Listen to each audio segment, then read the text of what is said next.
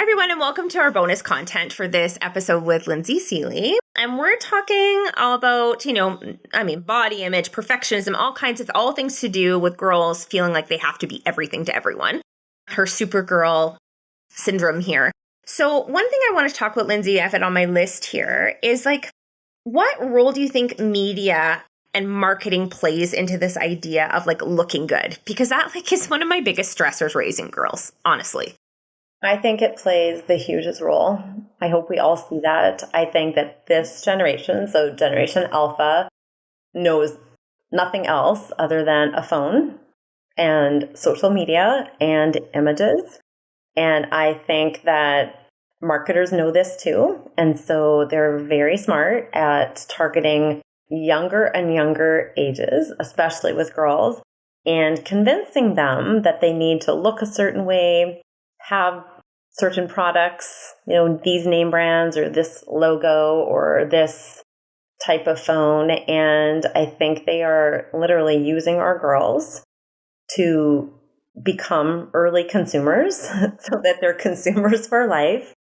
And I think it's extremely detrimental to a girl's self-esteem, to her priorities of self-care, mental health and wellness. And I think it's confusing. I think maybe a simple way of saying it is that marketers and social media create a problem like you're not pretty enough, you're not good enough, you're not fit enough, you're not cool enough. And then they sell you the solution to that problem, the clothes, the apps, the pills, the powders, the potions, whatever. And they're making money either way. And I think it's really sad. I think that the more I learn, the more I'm able to teach girls this, because I think when they know they're a victim of consumerism and media and marketing and capitalism, they do become aware and then they do become angry. So I think it's helpful to have those conversations and very real conversations about what's happening. But I think, someone mentioned this the other day. I didn't think of it. Girls see thousands of images. We know this on social media and on their devices, on their screens. And they usually are pretty perfect and polished and edited. And even if they know it, it's still doing harm because when I look in the mirror, I don't look like that is what happens. And that's confusing.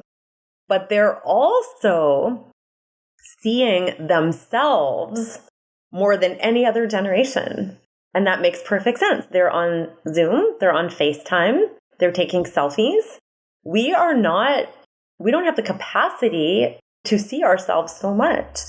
So the more I see myself, the more opportunity I have to be self-critical, to be judgmental, to be harsh, and to conclude once again, I don't think I look very good. And I think this probably became really obvious during the pandemic where we all realized, whoa, that's what I look like? Because we were on Zoom. On Zoom, yeah. So then they say that facelifts and surgeries and all these services skyrocketed because people were so dissatisfied. I try not to look in the mirror too much. I look to make sure that there's nothing on my face and that my outfit looks fairly good. And then that's it. But it's the rest of the day, I'm forced to, I have a phone in my hand and people want to FaceTime and Zoom me. And it's I didn't want to see myself every minute of this day. But I think this is a new problem. So they're seeing all these images, but they're also seeing so many images of themselves. That's got to take its toll on their self-esteem and specifically their body image. Yeah, and I know there's a big push, especially with the rise of Jonathan Haidt's book, Anxious Generation, which we've talked about on our podcast. One day we'll have him on. That's my plan, is to really dive into when the kids should be exposed to this. I've said it before. My kids don't have social media. I have a 17-year-old who doesn't have social media. I have my 11-year-old who has a dumb phone. So she has a phone. And my son doesn't have one, but she can only accept, she can accept a picture, but she can't be on there's no apps, there's no internet, there's no social media. And it was the only way I could think of, and I do know, they know what an algorithm is. I show them what happens when I search things. We'll show them how ads that come up on our social, but they're not allowed it. Because eventually they're going to have it. But we just decided, for our family, it was a hard no. And so far, it hasn't been an issue. There was some protests at the beginning, But once they realized like it was to protect them, and I don't know, they've just kind of were like, this is futile, mom. So now we're just going to keep. You know what's funny? I have a lot of conversations with girls who say they're around 13 or 14, so they have a phone and they're so connected, but they all tell me they wish they hadn't started. They're like, I just don't want it because I feel like there's so much pressure to keep up, to Keep post. up. Like they're answering their phone or they have their phone on and it's in their bed, and parents might not know it, but it still happens.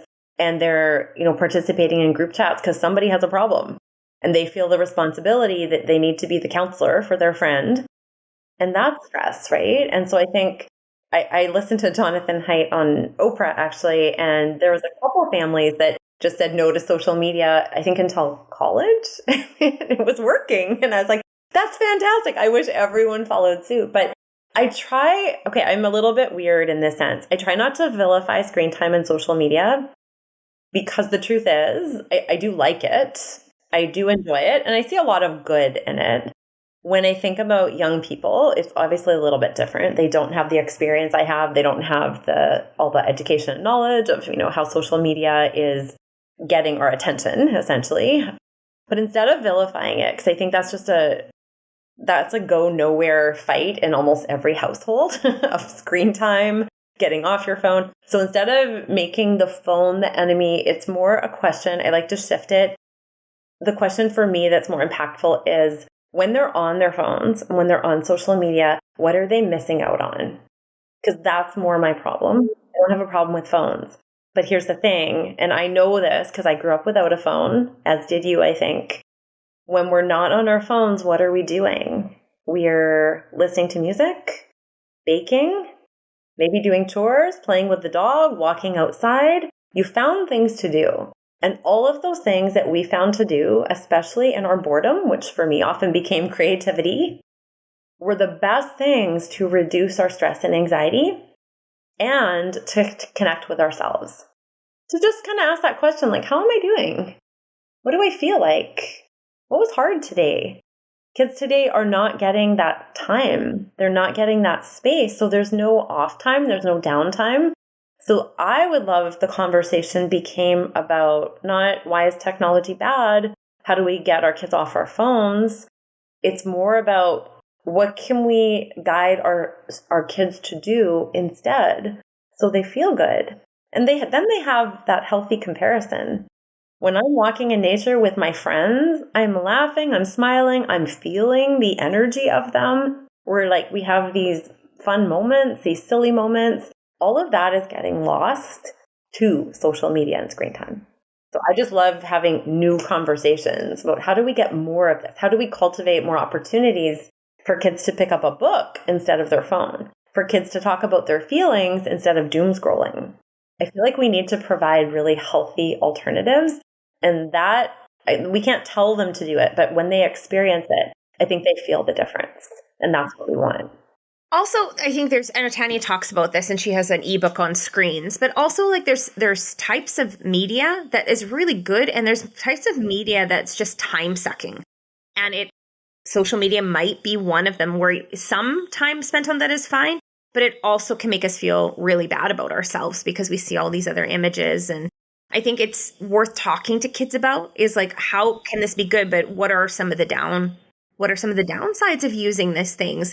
I think it's a conversation about intentionality. So when you go on your phone, are you going to find out some information? Are you going to learn something? Are you going to encourage someone because you've seen a post and you're like, oh, that was really good, or thanks for that, or heart or like or whatever? That's all fine. Or are you going on social media because you're bored, lonely, sad, rejected, depressed? You don't know what to do?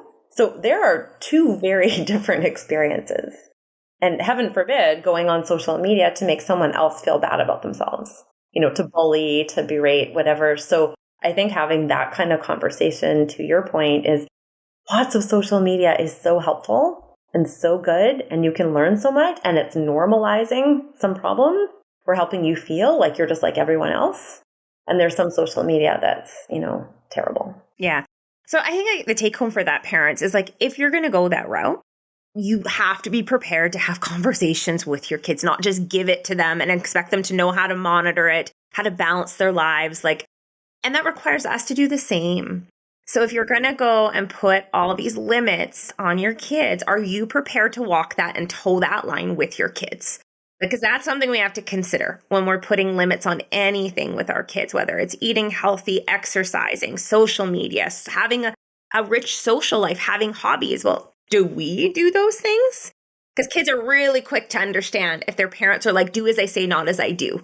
Especially your teenagers, like pretty quick. They're just like, well, that's not what you do. And I think it's okay to have conversations in that respect to say, like, I'm really struggling. I'm really struggling to put down my phone. I'm really struggling with my work-life balance right now. I'm really struggling to eat really healthy. I think that's a really great conversation too, to show that you're a human, having a human experience, saying, look, I want to be a good example, but I'm having a hard time. That's okay. Like that's a great opportunity too, to show that you're also imperfect, but you're trying and you have, there are things that are important to you that you're pursuing, but you might not be there yet. I think that's really good just to be real, and that gives them permission to be real too. Amazing. Thank you so much, Lindsay, for staying for this bonus content, and I hope everyone enjoyed this. Again, you can go to Lindsay's website. We have that in the podcast description to get her book or any of her other books for that matter. They're all very well written, well researched, and are going to help you raise real, I think, authentic, brave, confident girls. So thank you so much, Lindsay. Thank you. Thank you. It was nice to be here.